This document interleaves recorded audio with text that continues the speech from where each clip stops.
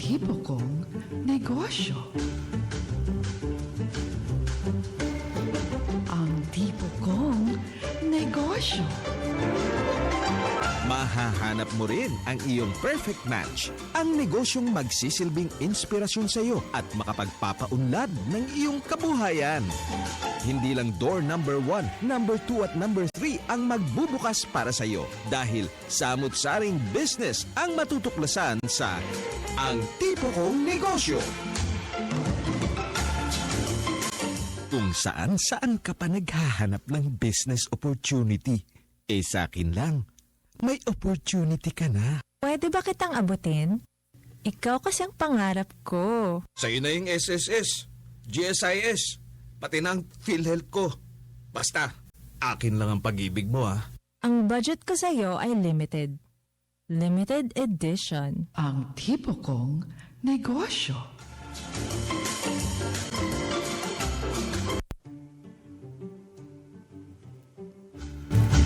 Friday na naman dito sa ang ay kami ni Miss Josette. Ako po si Mariela Jem Castro, pansamantalang humahalili sa beautiful bossing ng DTI Public Relations Office na si Miss Selma Dumpit Morillo. Good morning, Miss Josette. Good morning sa iyo, Mariela, at magandang umaga din po. Kasama natin na dito sa ating ang ating studio engineer Lita de los Santos and sa ngalan po ng ating kasamang Tess Ramirez at sa ngalan ng ating mga transmitter engineers, ito po si Josette Olivera. Samahan niyo po kami sa Ang Tipo Kong Negosyo ngayong araw ng Biyernes, ika-28 sa buwan ng Setyembre, huling Biyernes na, Mariela, Yes. sa buwan ng Setyembre. Ang bilis ng panahon.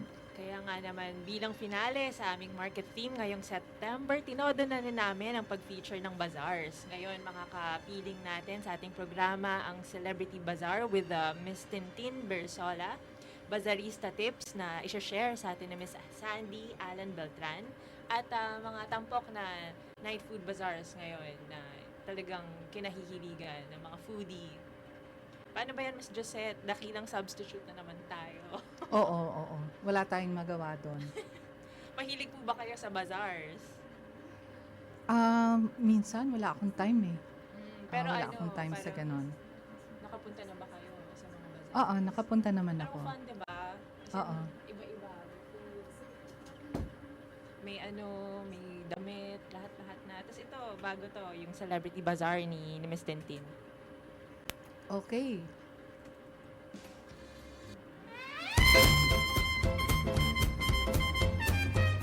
Savings all my love for you. Ayan. Siguro naman hindi na lingid sa kalaman ng publiko na si Miss Tintin Bersola Babaw ay isang napakagaling na businesswoman. Mapalad tayo na makasama siya ngayong umaga para sa kanyang natatanging bazaar. Dito, celebrities naman ang nagbebenta sa Celebrity Bazaar. Good morning, Miss Tintin. Hi, Selma. Ay, wala po si Miss Telma ngayon. Nasa PR Congress 2012. Okay. Si Mariela po ito at si Hi, Mariela. Miss Hi. Josette. Thanks for inviting me. Ayan. Kailan po kayo nagsimulang mag-business at hilig niyo po ba talaga ito noon pa? Oo, lumaki kasi ako na negosyante yung nanay ko. As in, siya yung serial entrepreneur. Lahat binenta niya na mula sa chicharon, yung mga club shares, yung mga kakanin sa Bulacan. Ganyan. Masipag Naku, siya. masarap yun. Masipag siyang businesswoman hanggang sa na-discover niya yung mga bazaars. Sumasali lang siya noon sa mga bazaars. Isa siya sa mga merchants. Tapos nagkaroon kami ng pwesto sa Shopsville, tapos Vera Mall. Tapos she learned the tricks of the trade. So ngayon, fast forward to present time, siya na yung nag-organize ng mga bazaars and I'm trying to help her out. So, minana niyo po yung hilig na ito sa business. Lumaki ako na ako yung tumutulong sa kanya sa mga butik namin. Halimbawa, tinuruan niya ako kung paano humarap sa mga customers. Sabi niya, the customer is always right. Kahit Yes. gaano kakulit yan, tanong ng presyo, tawad ng tawad, o kaya sukat ng damit, kailangan patient ka. Kahit wala siyang bibilhin, kailan todong hindi ka lagi. Tapos siya rin yung nagturo sa akin kung paano mag-display ng mga damit sa mga manikin, or doon mismo sa aming display window. Yun, ano ko nun, grade school at saka high school. Oo, napakaaga niyo po Sa nag-start. negosyo. Ayan. Miss Tintin, si Josette ito, gusto ko lang sanang itanong sa inyo na alam ko na napaka-busy nyo pero may time pa kayo dito sa Celebrity Bazaar. Oo, kasi ito once a year namin ginagawa. Usually November. Kasi December is already, kumbaga nakuha na yun ng ibang mga organizers sa World Trade Center na nauna sa amin, yung mga matagal na nag-organize kami kasi 6th year pa lang namin. So ang nakuha lang namin dates November. At first sabi namin, this is going to be a risk kasi hindi pa tested ang November na it's a bazaar period, di ba? Pero so far, based on our experience, there are shoppers na gusto nilang mas maaga silang nagsha-shopping, paunti-unti, ng kanilang mga Christmas gifts kasi ayaw nila makisabay sa Christmas rush. Tama. So maraming pupunta. Ano naman po yung inyong pinaka-challenging experience sa pag-organize ng bazaar? Okay.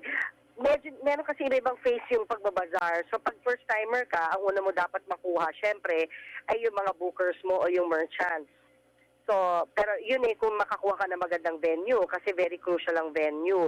Pag hindi gusto ng merchants mo yung venue o kaya nagkaroon sila ng bad experience dyan, hindi sila kumita, hindi mo sila maenganyong mag-book sa'yo. Now, if you get na the good venue, tapos susunod na step dyan is kukuha ka ng bookers. How do you do that? So you ipa-plug mo siya sa TV o sa radio o maglalabas ka ng mga print ads o sa newspaper, ganyan.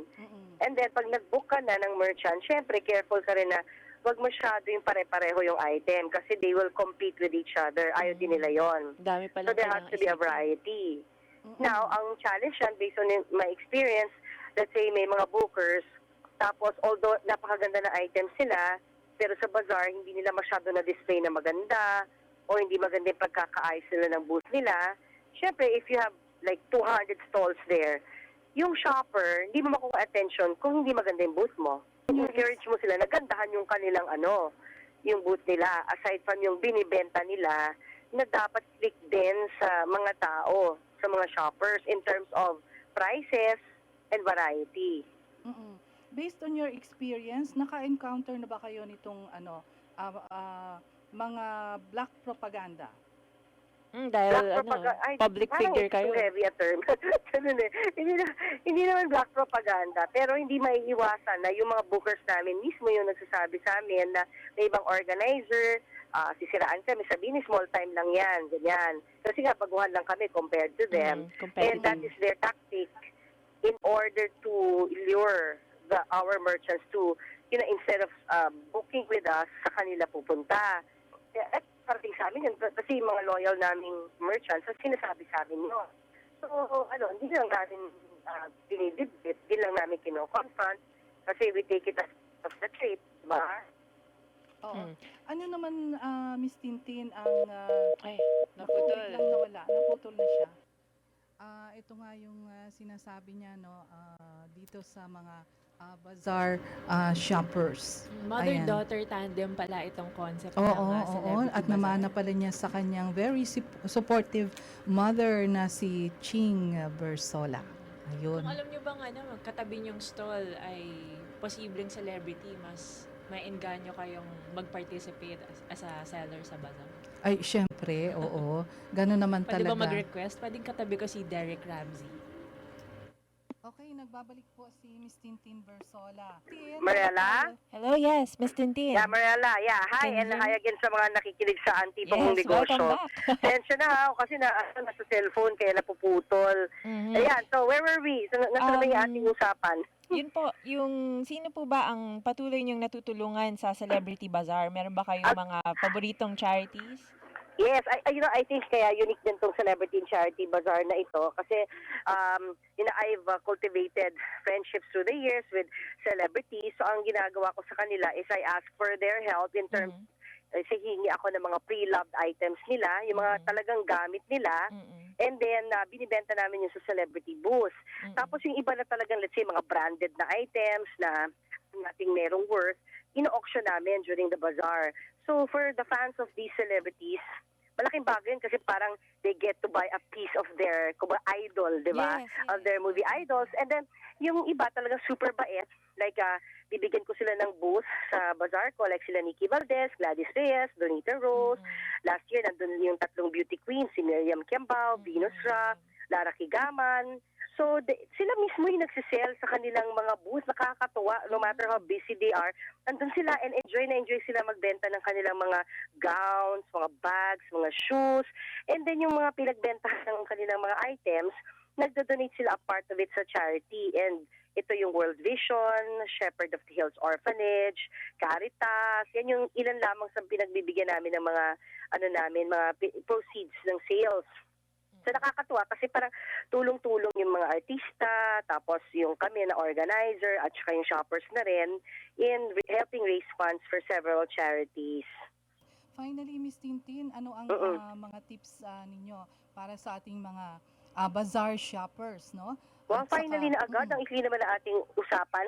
Ganun eh. Natama nag-enjoy. Oo nga eh. Kasi Okay lang ako, wala sarap akong natin pag-usapan to. hindi ako masyadong busy ngayon kasi pauwi pa lang ako. Kaya kung marami kang tanong, okay lang sa akin. So, it's really a stiff competition out there because ang dami ng mga venue na marami rin nag-organize ng mga bazaars. And then, syempre, yung mga merchants mo na mostly mga SMEs, syempre ito yung mga SMEs kasi yung mga malalaking brands na sa malls na yan, di ba? So, wala rin naman silang resources na lahat ng bazaar sabay-sabay nilang sasalihan. Tama? So, you have to have that siguro the charm to gain the and luck also and yung siguro yung method ganyan Of course, to napakadami gain yung charm and experience na rin to gain the loyalty, di ba? Of thank you. To gain the loyalty of your merchants na no paano matter naman what. po sa shoppers? Okay, ito, sa shoppers, okay. For those who will go to my bazaar sa November 9 to 11 na po yan sa World Trade Center Hall A from 11 a.m. to 9 p.m. Ayan na, nag-plug na ako, no? I suggest that you bring your own eco-friendly bags. Kasi although may ibang mga merchants kami na pag may binili ka, sa supot nila ilalagay, we try to discourage them as much as possible. Although plastic naman in itself is okay, basta naman i-recycle mo, di ba? Or i-reuse mo ulit. Mas maganda if i-remind natin din yung mga shoppers to bring their own mga shopping bags. And also to bring, of course, money. Kailangan yun. Diba? Kasi hindi lahat ng shoppers namin tumatanggap ng credit card. So mostly talaga sa bazaars, diba, cash. So bring your hard-earned cash and pagdating nyo doon, watch your bags. We always remind our shoppers to watch your bags kasi hindi lahat ng pupunta sa bazaar, tandaan natin mga shopper. Mahahaluan at mahahaluan ka dyan ng mga may modus operandi. Although merong strict security ng World Trade Center, meron pa rin talagang, alam mo yun, yung maparaan na mangloloko talaga ng kapwa. So since they are just there lurking in the dark, so maganda, kahit sila ay busy na at carried away sila sa pagtawad, pagtawad, pag-bargain, ganyan, kailangan yung bag nila nasa harapan nila lagi, talagang bantayan nila yung wallet nila at mga cellphones. And then pag nandun na, when you're aware of your own security, syempre, learn how to make a bargain, diba? Tawad ka kasi bazaar naman. Mga celebrities. Oo, pwede, oo. Tapos, bago kayo magpa-picture sa mga celebrities, bili muna kayo. Para natuwa sila, diba? And always remember also to please spread the word kasi una-una, I'm doing this for my mom. It's a very personal thing for us because lumaki nga kami and we were able to, go to good schools because of her pagiging masipag, as a basarista. As a negosyante. So maraming salamat sa inyong time sa amin, Miss Tintin Bersola. Thank Thank you, you. Miss May I Tintin. just give my email address? Sure. Marella. Okay. So, for those who are listening right now, maraming salamat po sa panahon ninyo. Kung gusto niyo po pong sumali sa aming bazaar at meron kayong gustong i-promote na produkto, kung ikaw ay young entrepreneur na gusto mo magsimula ng negosyo, sali na po kayo sa amin. Ang teleponong tatawagan ninyo ay 931-852. Hello? Hello, yes. Yes, or 861 0006 861 0006 or kaya mag-send kayo ng email sa amin sa cbbeventsmanagement@gmail.com. Management is spelled as MGT. So cbbeventsmanagement@gmail.com. And marami din po doon ng mga produktong gawang Pinoy. So punta po kayo at supportahan nyo rin po yung mga gawang Pinoy na mabebenta po at makikita nyo sa aming bazaar. So November 9 to 11 po yan sa World Trade Center Hall A, 11 a.m. to 9 p.m. Kaya advance Merry Christmas na po ang bati ko po sa inyo sa ang tipo kong negosyo. Okay. Thank you so much, Thank Miss you po, Tintin, for so being much. part of Salamat, our show. Mariela, ha? Okay. So Regard mga na kay kaibigan, Telma. yan po si Miss Tintin Bersola. Sa ika-49 na taon ng Land Bank, nagpupugay kami sa aming mga kabalikat sa pagsulong ng kaunlaran. Maraming salamat sa isa na namang mabunga at makabuluhang taon ng ating pinaigting na pagsasama-sama. Sa ating pagtutulungan, abot kamay ang pag-unlad ng bawat mamamayan at ng buong sambayanan. Makakaasa po kayo na ang Land Bank ay mananatiling kaagapay ninyo sa pagsalubong sa bukas na may saya at pag-asa. Land Bank, ang bangkong may damdaming bayan.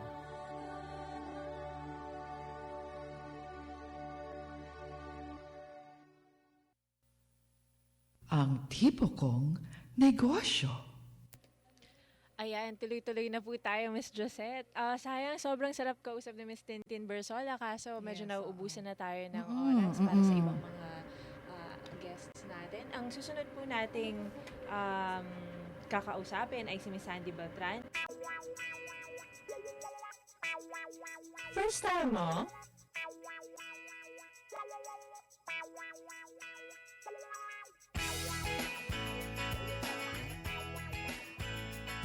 Ayan, si Miss Sandy Beltran, yung nabanggit ko kanina ay nandyan na sa ating linya. Hello, Miss Sandy. Good morning. Hello and good morning. Paano po kayo naging isang bazarista bilang napakarami niyo nang na-organize at na salihang bazaars?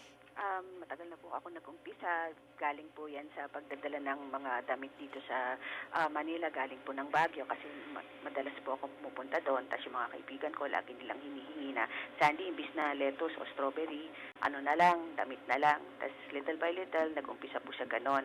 Nung nagkaroon po ako ng shop dito sa Cubao Expo, yung dating Marikina Shoe Expo, yung mabait naming administrator ay sinabihan ako na para magkaroon ng mas malaki yung traffic dito sa ating place, ba't hindi tayo magkaroon ng night market? Napaka-informal po na bazaar. Tawag namin talaga no night market, latagan o tiyanggihan.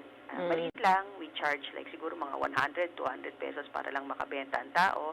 And naging sobrang popular siya until pa konti-konti, halos every month meron kaming event. Pero mostly yung mga bazaar ko kasi po ay targeted or geared towards the small entrepreneur talaga. Tinatry namin na mag-engganyo sa mga first time na nagbabazar o yung mga single parents o yung kahit nga yung mga estudyante o yung mga nagpa-part-time or yung mga gusto mag-moonlighting na sa konting halaga, pwede na sila mag-set up ng stall at kung ano-ano naman ang pwede nilang event.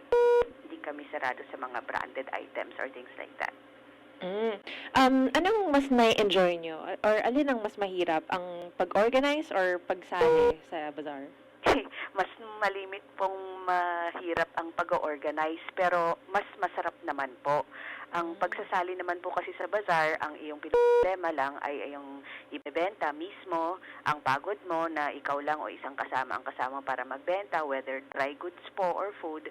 Pero ang organizer po kasi, isa, maghahanap ng venue, pangalawa, maghahanap ng mga sellers para either kumita or maging tama naman yung theme ng iyong bazaar. Pero kasi sa akin po, most of my bazaars are non-profit or advocacy bazaars na ginagawa ko dito sa Cubao X or last year nung nag-set up ako ng team with my husband, tinawag namin Step Up Events, ginawa namin mostly sa UP Bahay ng Alumni kasi mas mura po doon. And talaga pong nakakapag-dugo ang pag-organize ng bazaar. Yes, ma'am, pwedeng malaman ang mga tips ninyo para sa mga first-time bazaristas. Nako, for the first-timers po, one, alamin nyo po kung ano ibebenta nyo. Kung pagkain po yan, napakahirap po niyan. Kung dry goods naman, siguraduhin nyo na either kakaiba kayo or meron kayong way na pag-display nyo, you will stand out dun sa dami ng mga ibang nagbebenta ng kapareho nyong benta po. Pangalawa, try as much as possible to be very aware of your capital, kung anong ininvest nyo po, at ipapricing nyo naman din na competitive, pero hindi naman yung sobra kayong talo. Pangatlo po, ang pagsasali po sa bazaar, yes, pwede po kayong kumita. Pero more often than not, break-even lang po talaga pag sa bazaar, lalo na sa mga first-timers. Or sometimes, pamasahe mo lang pabalik ang kikitain mo. Lalo na pag nagkaroon kayo ng mga the common mistakes that you make like overstocking or wala kayong tamang way to get to the bazaar na 300 pesos pa lang pamasahe para sa gamit nyo and all that. As much as possible, very prepared. Kailangan ang first time na bazarista magtanong lagi na lang. Itong rason po kaya ako nag-set up ng isang forum group, community group and support Ito yung group sa Bazaar Facebook. Pilipinas.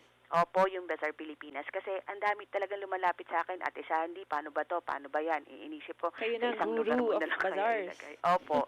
And since I set it up in around a year and a half ago, around 7,000 plus members na. Ganun po talaga kadami ang mga interested dito sa Pilipinas. Hindi lang po sa Metro Manila. May mga members kami from Davao, from Cebu, from Pangasinan, from everywhere po, na talagang they're part of the discussion. They promote their events or they ask about ano bang kailangan mga iwasan pagdating sa ganto ganyan. And lately, it's becoming a group also wherein we try to expose those people who take advantage of the bazaristas, whether organizer or seller po. Kailangan yan.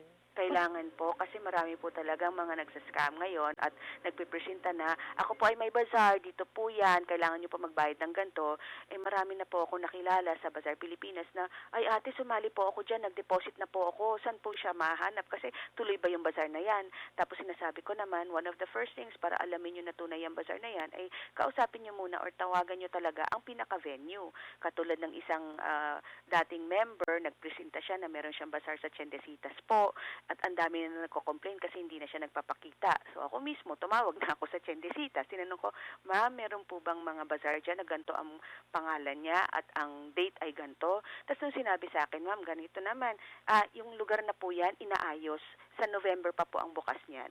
So sad to say, I had to report to the members, yung mga sumali po sa ganyang bazaar, scam po yan registered, etc. etc. Marami pong napaiyak.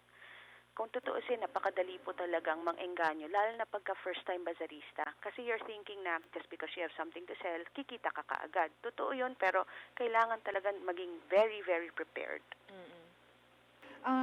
Miss Sandy, ano-anong concept bazaars na ang naisagawa ninyo? Any upcoming bazaars?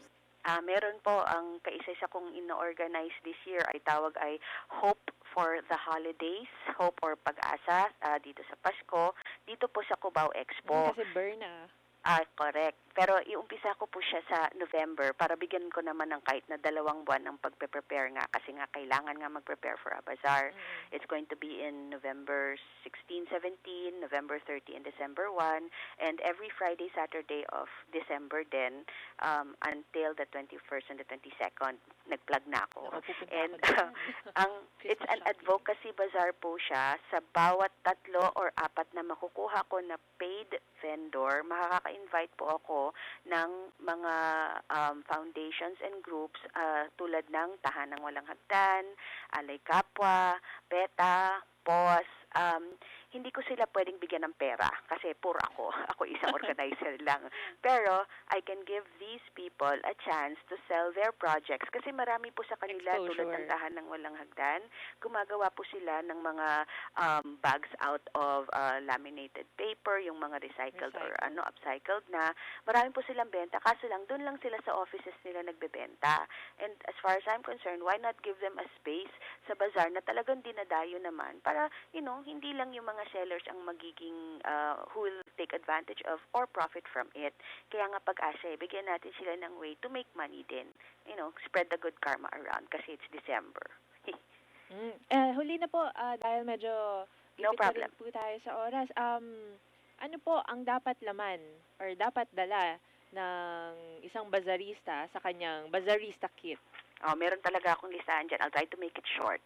Importante, ball pen, pencil, pencil pen, small notebook. Kailangan ng calculator, importante po yan. Masking tape, stapler, scissors. Kailangan ng tali or straw kasi napaka useful po ng mga malilit na gamit na yan. Akala nyo lang kasi ng mga bazarista na kung ano ibebenta mo, yun lang dadalhin mo. Hindi po. Try as much as possible, bring your own packed lunch, tsaka yung sarili mong tubig kasi ang pagkain po sa mga bazaar, alam natin, imbis na i-spend natin, doon lang natin sa bahay, manggagaling. Tapos, mga extra cloth, parang tablecloth, ganon, sarili nyong trash bag, try to use as much as possible eco-friendly na packaging, at ito, ang pinaka-importante, pambarya. Kasi minsan, 20 pesos na ibibilin nila, pero 1,000 po ang ibibigay. Kailangan nakangiti pa rin, di ba? Para, good vibes. Ibigay mo na lang yung pinaka-change. like I said, as much as possible, preparation is really the key. Sana bumisita yung mga gustong mag-join dyan ng mga bazaars sa Facebook namin. Ang group is called Bazaar Pilipinas. Mag-join lang po kayo, i-add namin kayo bilang administrator. Yun lang po. Thank you so much, Miss Sandy, for being part of You're very, our very show. welcome. Sa ika-49 na taon ng Land Bank, nagpupugay kami sa aming mga kabalikat sa pagsulong ng kaunlaran. Maraming salamat sa isa na namang mabunga at makabuluhang taon ng ating pinaigting na pagsasama-sama. Sa ating pagtutulungan, abot kamay ang pag-unlad ng bawat mamamayan at ng buong sambayanan. Makakaasa po kayo na ang Land Bank ay mananatiling kaagapay ninyo sa pagsalubong sa bukas na may saya at pag-asa. Land Bank, ang bangkong may damdaming bayan.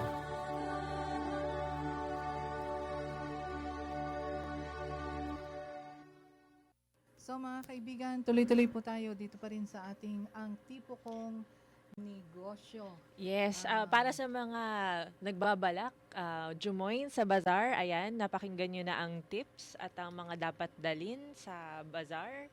Hindi lang ang produkto, pero kailangan pati pagkain nyo at ang mga dekorasyon na rin sa bazaar para mapansin, di ba? Yes. Kapansin-pansin. Para-paraan lang.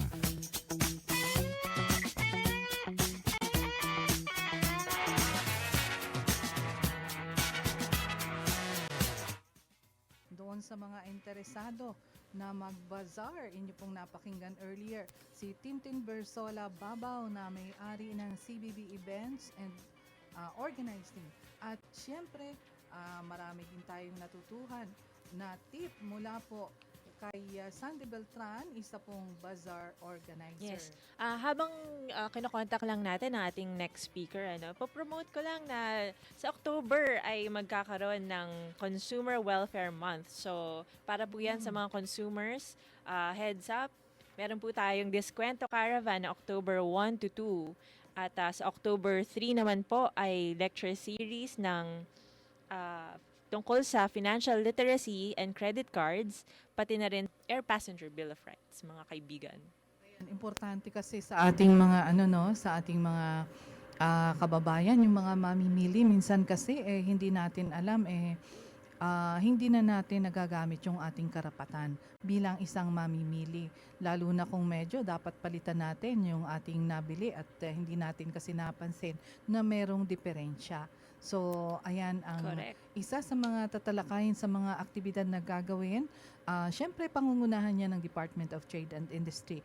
Kaugnay ng Consumer Welfare Month sa Lunes na magsisimula, Oktubre na kasi. Napakabilis ng panahon. Nakapag-shopping na po ba kayo? Perfect na perfect itong episode natin dahil meron na tayong namamatang pwedeng puntahan para mamili. Yes. 41 minutes na po makalipas ang alas 8. Dito pa rin sa ating Ang Tipo Kong Negosyo. Bet ko yan!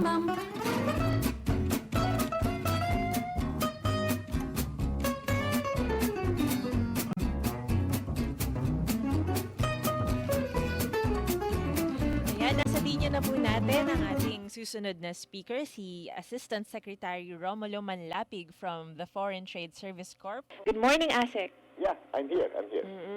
Ayan. So, can you tell us about this 2012 Foreign Trade Service Recruitment and Selection Program?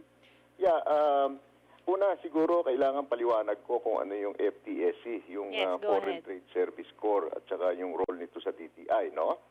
Ang Foreign Trade Service Corps natin or FTSC, ang ahensya ng DTI na binubuo ng mga Foreign Trade Services Officers natin sa DTI na siyang nagsisilbi bilang mga trade representatives o mga tinatawag na commercial attaches o commercial counselors sa mga iba't ibang bansa na may Philippine Trade and Investment Centers tayo, no? Karaniwan, ang mga kawani natin na ito ng FTSC ay nakadikit o naka-attach sa embahada o konsulado natin. So yun ang FTSC, no? Saan po tayo Ngayon, may mga investment centers? Oo, sa Philippine Trade and Investment Centers. Ito yung DTI offices abroad, no? So, worldwide po yan? Oo, meron tayong mga, sa ngayon, present tayo sa 20 bansa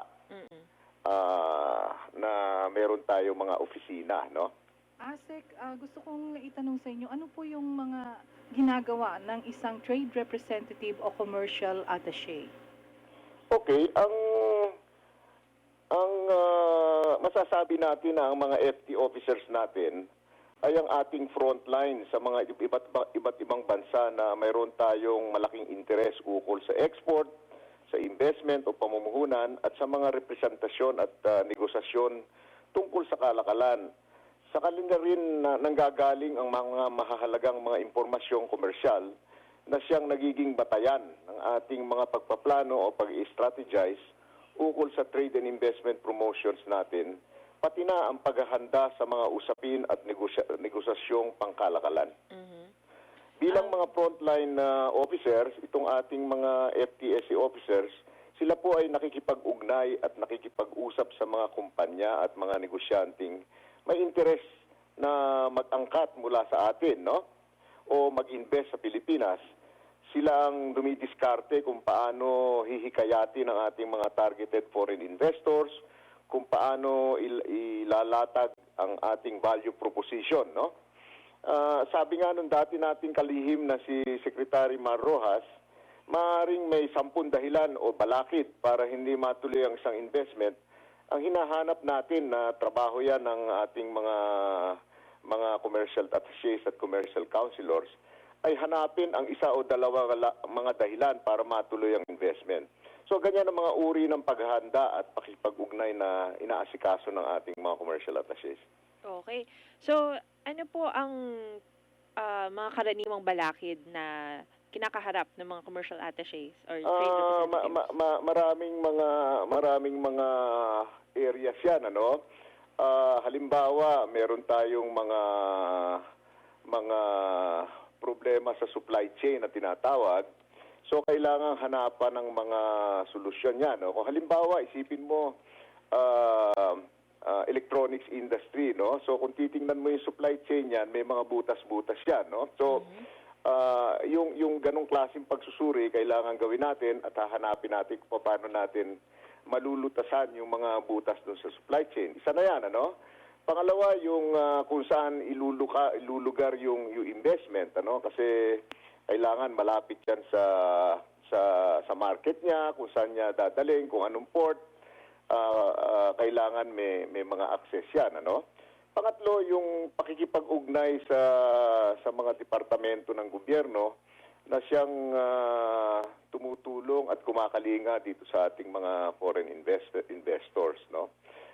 Sa trade side naman, sa trade promotion naman, ang mga balakid dyan, kuminsan hindi natin yung economic size na tinatawag na kailangan para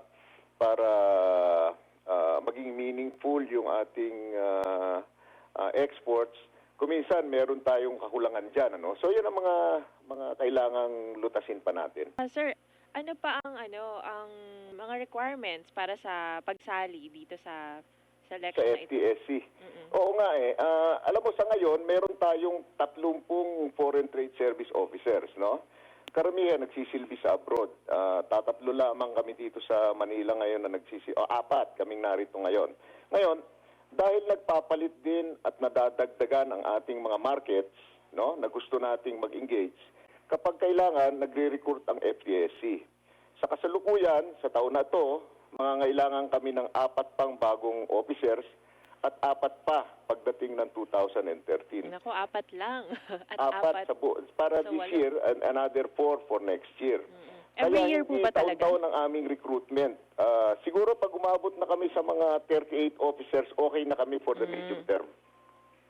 So, sino po ang maaaring mag-apply para sa posisyon na ito? Napaka-importanting posisyon para sa investments at promotions sa ating bansa. Simple lang naman eh. Hindi naman basta Pilipino, obviously, no? Filipino citizen, merong business, economics or business-related background, kamukha ng abogasya, sa ininyero, 5-year business-related experience. Ang edad, kasi kasi nagiging karera na ng mga pumapasok sa core natin ito. So ang threshold age 27 to 35 years old. Of course, kailangan nakahanda silang magsilbi sa ibang bansa ng matagalan. Kuminsan umaabot ng mga 4 to 6 years. Wow. Of course, civil service professional eligible. At saka importante rin na hindi sila nag-apply for foreign citizenship, no? Kailangan talagang mga ano sila, mga Nagpapalipat-lipat po ba sila ng bansa? Kunyari, na-destino sila sa isa, lilipat sila sa isa pa? Ano yan? Hindi ko naintindihan. Sorry. Nagpapalipat-lipat po ba sila ng bansa? Yeah, sa pagkakadestino? Sa isang posting schedule na maaaring umabot ng 6 years, isa o dalawang lugar ang pagsisilbihan ng ating mga FTSC officers. So, saan po pwedeng magsimulang mag-apply? Saan maaaring makakuha ng application form or tumawag? Nasa website ng DTI ang application form na pwede ring i-submit online, yung dti.gov.ph. Pwede ring tumawag sa Human Relations Office ng DTI sa 7513132 o sa mismo sa FTSC Manila office sa 897-9672. Ngayon, may proseso ang pagsali sa core, no? Merong sequence and each step is a hurdle step, no? Kumbaga hindi ka makakalagpas dun sa susunod. Screening, written test, oral and simulation exercises, panel interviews. Yun ang yung mga successful candidates na lumabas diyan sa proseso niya yan, isasama natin sa isang roster of eligibles that the DTI Secretary endorses to the President for appointment. Presidential appointee kasi yung FTSC officers eh. Wow, so talagang presidente ang mag-a-assign. Mag-a-appoint, oo. Kailan pa ang deadline for submissions? Oo, importante yan. October 10 ang ating deadline for submissions. So, October 10 is a Wednesday, Oo, ayan. oo. Hanggang 5 p.m. government. Oo. Okay. So, puntahan lang yung website natin sa dti.gov.ph, makikita yung application form, no? Para doon sa ating mga kababayan na nagkakaisip na sumali dito sa ating Foreign Trade Service Corps na sabi ko nga napakamahalagang role ang kanilang ginagampanan sa paglago ng ating kalakalan at industriya. Okay. Marami pong salamat, Asek Manlapig, para sa inyong oras sa aming programa. At maraming salamat din sa iyo at sa ating mga nakikinig. Magandang umaga po. Have a nice day. Sa ika-49 na taon ng Land Bank, nagpupugay kami sa aming mga kabalikat sa pagsulong ng kaunlaran. Maraming salamat sa isa na namang mabunga at makabuluhang taon ng ating pinaigting na pagsasama-sama. Sa ating pagtutulungan, abot kamay ang pag-unlad ng bawat mamamayan at ng buong sambayanan. Makakaasa po kayo na ang Land Bank ay mananatiling kaagapay ninyo sa pagsalubong sa bukas na may saya at pag-asa. Land Bank, ang bangkong may damdaming bayan.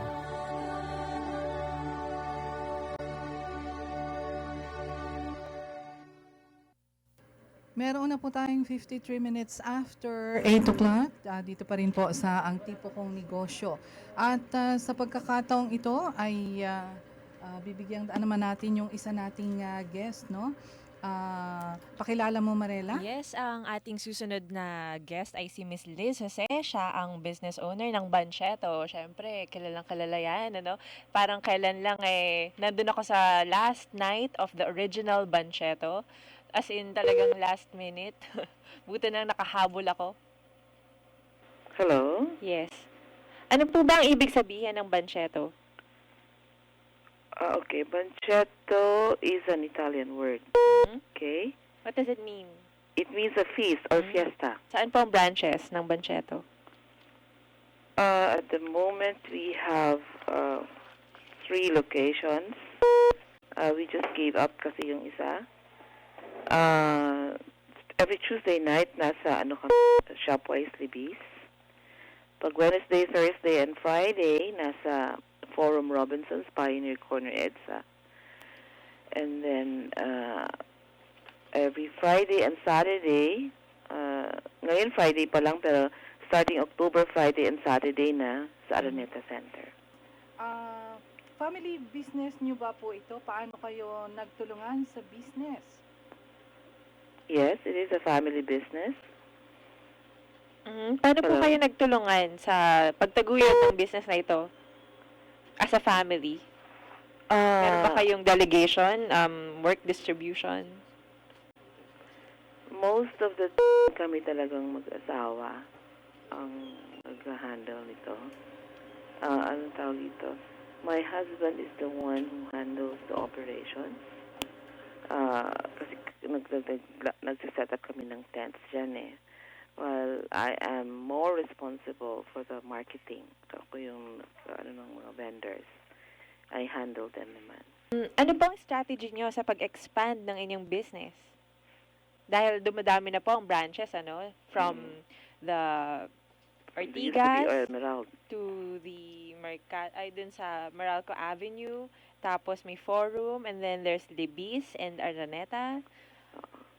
Meralco Avenue has already stopped Mhm. because it was purchased by Ayala Land na. Mhm. So we moved to Araneta Center. Mhm. Now, kami talaga mag-asawa kasi focus kami, naka-hands-on kami. Mhm. We are there the whole night, Ah. every night. Kaya pala parang bedroom voice po kayo ngayong umaga. Sorry, I just woke up. Ah. Kauwi lang kasi namin kanina umaga eh. Mhm. Ano po itong bagong vendor membership scheme nyo? Nagkaroon ba kayo ng difficulty dun sa nauna, kaya nyo siya pinalitan? O dahil sa pangangailangan ng napakarami nyo ng branches? Kasi before, we ask for one night deposit, one night advance, and the joining fee per venue. Mhm. But then, we observe na those who trails with us, yung sumasama sa amin sa lahat ng venues, Mhm. sila yung mas kumikita. Kasi wala Kaya. silang wastage. Ang turnover nila palaging pumupunta. Ang inventory nila hanggang umabot ng 0, and then they buy again another inventory. So, we decided na bigyan ng parang scheme yung gustong sumama sa amin sa lahat ng venue. That's why we use now the new scheme for those who are interested. That if you join us in 2 or more of our venues, you only pay a certain amount. Hindi katulad dati na per venue ang babayaran mo. Mhm. So, mas Mas nakatipid dumadami sila. naman ang sumasali ng tuloy-tuloy dahil sa membership scheme na ito. Yes, oo. Saan po ba galing itong idea ng Night Food Bazaar? Kasi parang ngayon, napakarami na niya. Pero saan po siya nanggaling? Kayo po ba ang pinanggalingan nito? Kami talaga yung original. Mm. We started pa in 2007. Dyan sa sa Emerald Avenue. Dahil lang po ba ito sa pagdami ng call centers, kaya ito nagsimula? Sila yung una naming market. Sila yung una naming ano tawag doon? Sila yung unang naming Clients po. oo, kasi sila yung magdamag eh. But then from them, it has already expanded. Mostly to families, no? Karamihan na nagpupunta sa Bancheto ay pamilya na. Hindi na puro call center lang. Maraming salamat po, ma'am, sa inyong panahon sa Ang Tipo Kong Negosyo. Okay. Good You're welcome. night, Miss Liz. Mga kaibigan, yan po si Miss Liz ano ba to? Liz Jose. Jose, ayan. Ayan. Owner Nasa ng likod Bancheto. ng Very Bancheto. popular. Okay. Food Wala na bazaar. tayong time. Wala na naman po tayong oras. Nako, sa ngalan po ng aming original host na si Miss Telma Dumpit Morillo at si Miss Tess Ramirez, ako po si Marela Jam Castro. At kasama rin natin Si Miss Marjorie Posas. Welcome back to the program, Marjorie. Happy Friday, everyone. Do good, be felt, make a difference. At sa ngalan po ng ating kasamang Lita de los Santos at Rene Etable, ako po si Josette Olivera. Maraming salamat po sa inyong pakikinig. Magandang umaga sa inyong lahat. 7,100 islands. Philippine Broadcast.